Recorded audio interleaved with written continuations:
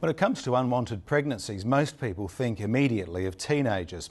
But in South Australia, women over 30 account for more abortions than those under 20.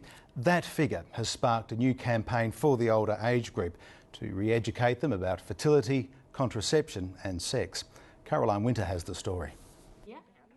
Most of us would remember sitting through often embarrassing sex education lessons at school. So how do you think your free time would change if there was a baby? But is it time that grown-ups had a refresher course? There's actually more women over 30 having a termination of pregnancy than there are women under 20. I wasn't ever really thinking that I'd have a child, so continuing the pregnancy wasn't an option for me. Lynn Sutter heard the loud ticking of her biological clock when she turned 40. 4 years later, and with the help of a donor, she gave birth to her son William. But it wasn't the first or second time she'd fallen pregnant.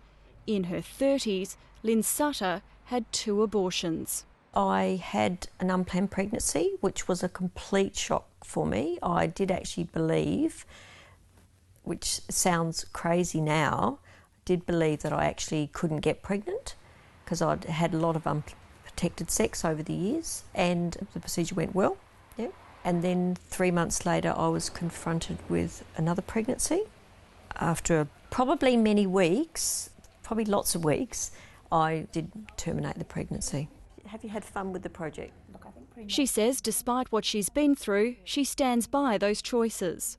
I spent many years, wanting to have a child a long time down the track, and I still not regretted the decision I made because it just wasn't right for me at that time in my life.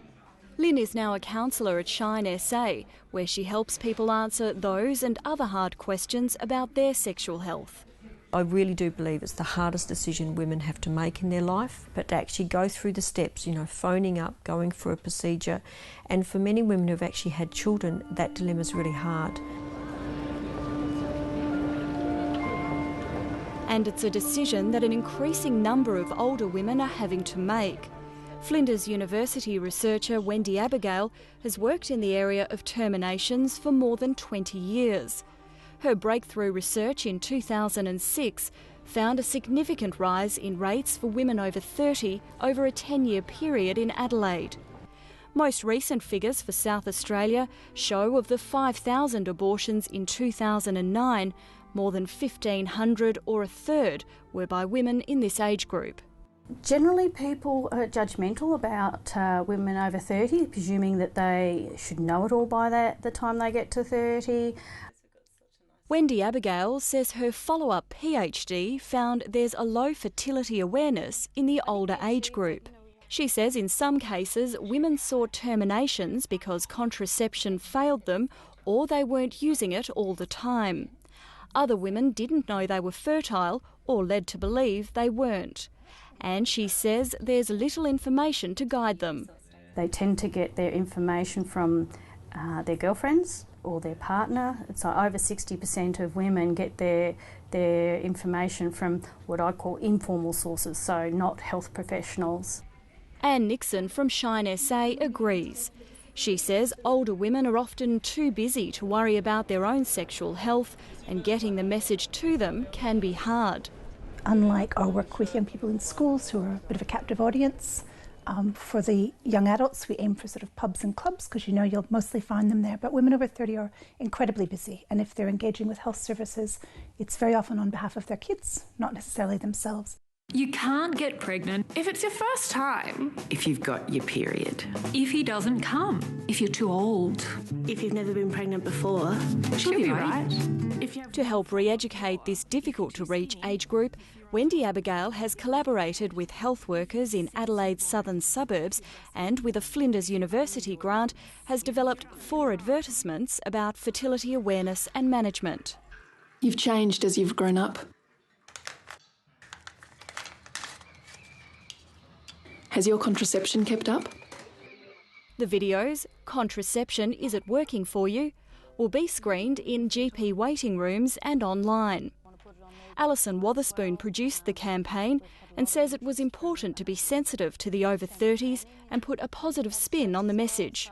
by using humour in the ads, you could actually sort of take the pressure off contraceptive and say, look, everybody's busy, stuff happens all the time, and what can you do about it? With the age of first-time mums rising to 30 in recent years, those on the front line say it's time now more than ever to target these women. Women's health and women's reproductive and sexual and reproductive health has really fallen off the trolley in terms of attention and funding. The National Women's Health Policy, released in December 2010, highlighted women's sexual and reproductive health as a priority area. But Wendy Abigail says since then, things have gone quiet.